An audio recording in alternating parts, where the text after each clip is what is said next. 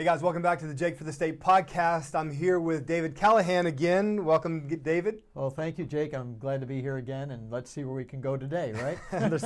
there's a lot of places to go. So remember what Morpheus said? What's that? Take the red pill, and I'll show you how deep the rabbit hole goes. Exactly. Well, that's really everybody's taking their pill right now, and we're going to go down to a very deep hole over time. It'll take a long time to get to some of the points, but I think we're going to have a lot of fun with this. Absolutely. You know, the more conversations we have, the more I realize that there's so much more to learn. I'm sorry. The things, I know, you're awful to what you're doing to me. So the more I know, I need to learn more, and the more I question what I thought I did know. It's been that way for me for 15 years. This is not unusual because of how much the perpetrated ignorance, the term I use, okay, we need to get aware of. That perpetrated ignorance was intentional for the purposes of making sure we couldn't fix the problems. Right. It's really that simple. So let's find that good starting point. Okay. That's what we're always seeking to do, is to go back, find that firm foundation, and establish what it is, and then look to see where we currently are, what is the problem, and then how do we get back to where we need to get back to in order to move forward. Exactly. So where do you want to start? Well, let me say this first, okay? And let's make sure we get this out of the way. Yeah. We're all U.S. citizens under a system where if you don't do things properly, they can come and get you. Well, this actually applies to what we're doing today. I'm not an attorney. I'm not trying to give legal advice. If you need legal advice, go get an attorney to help you with that. You're not one either. We're claiming up front. We're not in that category. Yeah, we're let's get all the disclosures settled. We're educators. It's about education and how we can fix our country by learning what we need to know. That's right. That's out of the way now, okay? But the point is, we need to start looking at this from the question, what is going on right now? Why are we even having this conversation? Why is it we're in this room putting together these podcasts for the purposes of Jake for the state, okay? Right. And the answer is very simple. I've coined a term. I call it the radical, unlawful, existential threat. Or, people might think existential, that's some kind of philosophical term. The radical, unlawful threat to our existence. Okay. But I just make it existential so you take out a couple words, okay? And that is the problem that we need to address. Now, I think that most people today, especially conservatives, would agree on the radical side. And I think most people would agree on the unlawful side, especially what we're seeing with the FBI, the weaponization of that. I think that's one example that most people can point to and say, okay, I don't think that the government is actually adhering to the laws that they're making. But break this down for us. What do you mean by those three terms, radical, unlawful, existential? Okay, well, radical is simple. The word radical comes from the Greek word radix, and it means to get to the root of. And if you're looking at the Marxists or the Muslim jihadists or the white supremacists, any of these groups, they're all coming at a radical issue. They're all trying to get to the root of what they think needs to be corrected. And we need to understand that that's coming at us from a whole bunch of different angles. The World Economic Forum and their whole thing saying that we're all going to be happy and own nothing by the year 2030 is a radical change of the way we work in this country. The founding generation were radicals. They were people that believed ultimately we're created in the image of God, that we have the right by our Creator, certain unalienable rights amongst these life, liberty, all this stuff was radical concepts in their day, and they realized what they were doing was going to get to the root of what we're becoming as a country. Number two, unlawful. We're going to talk about that in detail. There's a difference between something being unlawful and it being illegal. Unlawful has to do with the entire tone of the law, the way that the law is actually spread out in its ultimate means, where being legal has to do with the way that the law is written to be technically applied. Okay, and we'll get into all that. Okay. And then the idea of existential, it has to do with experience, okay? What you're experiencing in your community, what you're experiencing in your life. Back in 2020, something happened that was an existential change, right? people began to realize something's drastically wrong versus the way things were before that began to happen. Right. It was So one of those are those- the three components, and we'll go into more detail about it. But we have a radical, unlawful, existential threat coming at us right now, but it needs to be responded to like against like, meaning if there's a radical, unlawful, existential threat, then we need to respond to it with a radical, lawful response and resistance. And that's the key to the whole thing. That is the key. And, you know, I think that when we talk about a response, the first thing I think people think is a revolution. Nope. You know, I mean, what comes to mind for a lot of conservatives is, are we going to have another 1776 moment? And there are a lot of them out there that are ready for that. You know, I mean, all of us, me included, are frustrated, and we frustrated because we feel helpless, because our experience, like you said, the existential experience is, I'm not free, Right. like the Constitution is telling me that I should be. Yeah, or what we think we're supposed to be, right. Right. In fact, what we really need to get our minds wrapped around is this doesn't need to be a bloodshed event.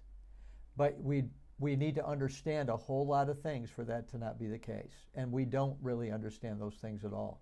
And we'll go into a lot of the components that need to be thought through to do that as we have our times together. Absolutely. Now, when I said revolution, you shook your head. What would be the preferred word that you would use? Restoration. The beautiful thing about what was given to us back in the founding generation's time was a set of documents that tell us how we can remain free, all the way down to what they call the Bill of Rights of each of our state constitutions, the Declaration of Independence, many other documents that we don't even talk about. But there was an entire movement that happened back in the day that we can repeat the past, and we'll talk about that concept as well. The point is that a restoration of the way that things are constitutionally is a much better way to go, because it doesn't mean that you have to just prepare for when they knock on your door to take away your rights. We can actually be proactive, and we can actually say to them, are you doing what's lawful? Are you doing what's constitutional? Are you doing what's legitimate in your particular actions against us? And we can actually come back at this without having to start over from square one. That's what a revolution is. A revolution is where no holes barred.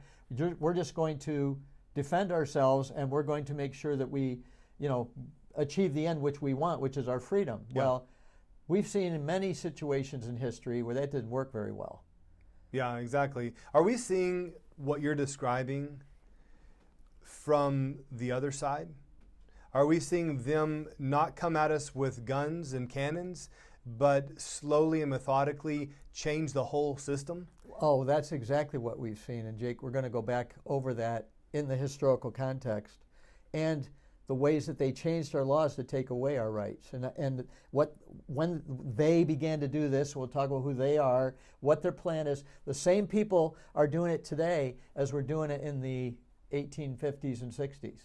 Okay? So we know that there is a conspiracy, but a conspiracy is simply when more than two people get together to take and move things down a common thread of direction, okay? Right. That's essentially what's going on.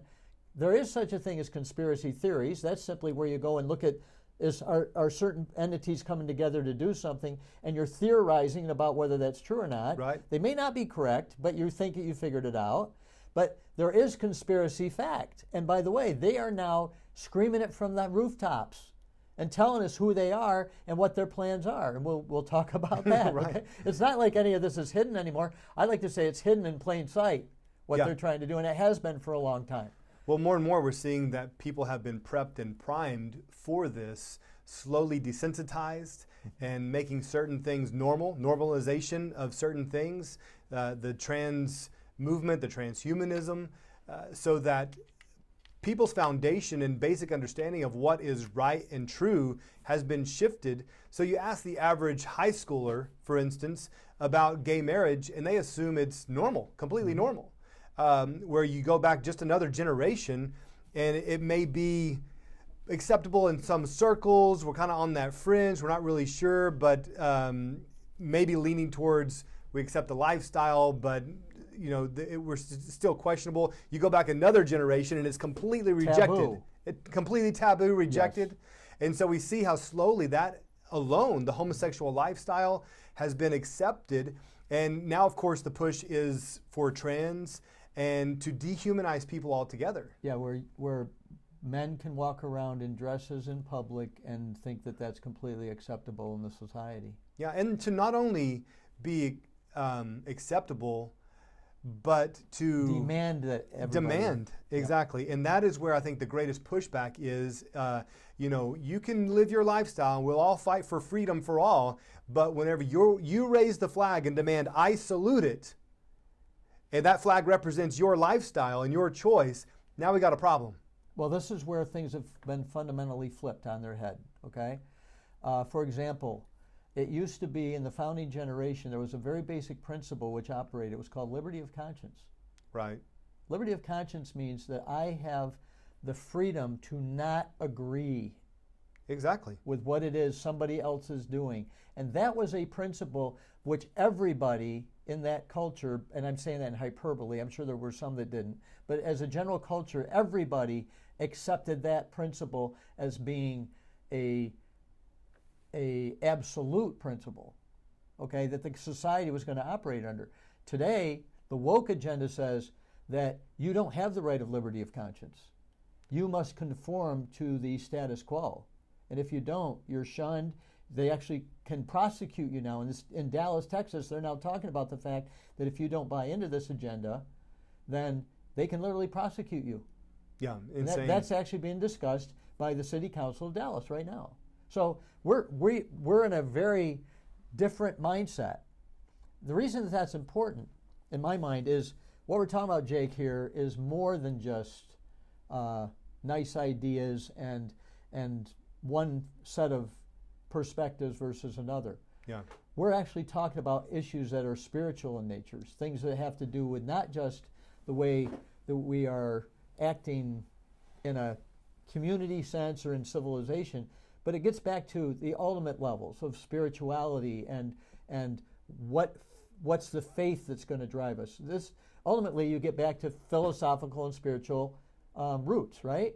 Yeah, you have to, because when the reason I'm not accepting your lifestyle is because of my faith, ultimately it's because I believe it's wrong, and I believe it's wrong because our sacred text, the Bible, tells us that. Mm-hmm. And I believe that, and my life is guided by this. And so because I adhere to the authority of the Bible and the example of Jesus, I cannot accept your lifestyle. Even if I wanted to, my allegiance to my faith and my God is greater. Mm-hmm. So the pushback ultimately is not just to me, but it's the authoritative text that's guiding me. Exactly. And so it becomes an attack on the faith itself. Yes, it does. And one of the key components of us becoming a country was the Bill of Rights, for example. Right. Where the very First Amendment, the first thing that they wanted people to be clear on was that our government's not going to make any laws that either respect a religious establishment or prohibit it from operating. Okay? Yeah. And then following that, I've got the right to say what I believe, even against my government without feeling a threat. Okay? And I can write about it any way I wish. These things were basic concepts that were put in place, and that I can get together with others that agree with what I believe, and we can assemble peacefully, and we can even write about our differences with the government, and we can send them to the government and tell them, you need to fix this. And that was all in the very First Amendment. Right. Okay? That's a lot Then packed into followed one. it with a second one that showed how we protect our powers to do that. And that's the component of the Second Amendment we don't talk about anymore. That's so we'll get into all that. Right, there's so much to get into, obviously. So let's start with the radical nature of where we're at. Okay, well, let me start here. Yeah, go ahead. I want to quote a guy that some people may have heard of in the past, who was a philosophical and theological subject matter expert back in the 1960s to the 1980s. Who was a man by the name of Dr. Francis Schaeffer. Yeah. And he wrote a whole bunch of books. He was a theologian. He was a preacher, a pastor of a church in Philadelphia, and he wrote a set of books, and one of those books is called The God Who Is There. And I just want to read something that he shared from that book, but he wasn't quoting himself. It wasn't his quote. He referenced a very famous radical from the 1500s, I think he was, or early 1500s, I think is when Martin Luther was there in Germany, and which is now the father of the Lutheran Church. Okay, that's where the name came from. And Martin Luther, he quotes in his book, The God Who Is There, this. He says that, and he's talking about Christians and what their position needs to be with respect to their society. Okay. Okay, and he says this. And in this part, he says, it is our generation of Christians, this is Schaeffer speaking, more than any other who need to heed these words attributed to Martin Luther. And I'd just like us to start with this idea that Luther is putting out there. And yes, we are coming at this from a Christian perspective, not necessarily that it's the only perspective could be, but within the context, I want to make that clear. He says this, if I profess with the loudest voice and clearest exposition every portion of the truth of God, except precisely that little point which the world and the devil are at that moment attacking, I am not confessing Christ, however boldly I may be professing Christ. Where the battle rages, there the loyalty of the soldier is proved. Wow. And to be steady on all the battlefields besides, except that one that's the point going on, is mere flight and disgrace if he flinches at that point. Now let's take it out of even the context of the Christian perspective he's giving.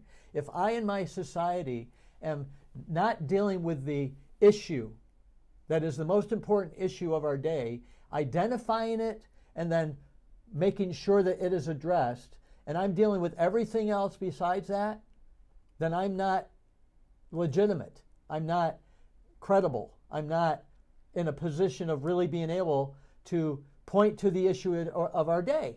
It's that simple. Right. And we have got to realize that this idea of transhumanism, this idea that there is no difference between the male, the female gender, that they're really made up in our own minds what we want to believe about them, is really even more extremely radical in the way it's being attacked than we think.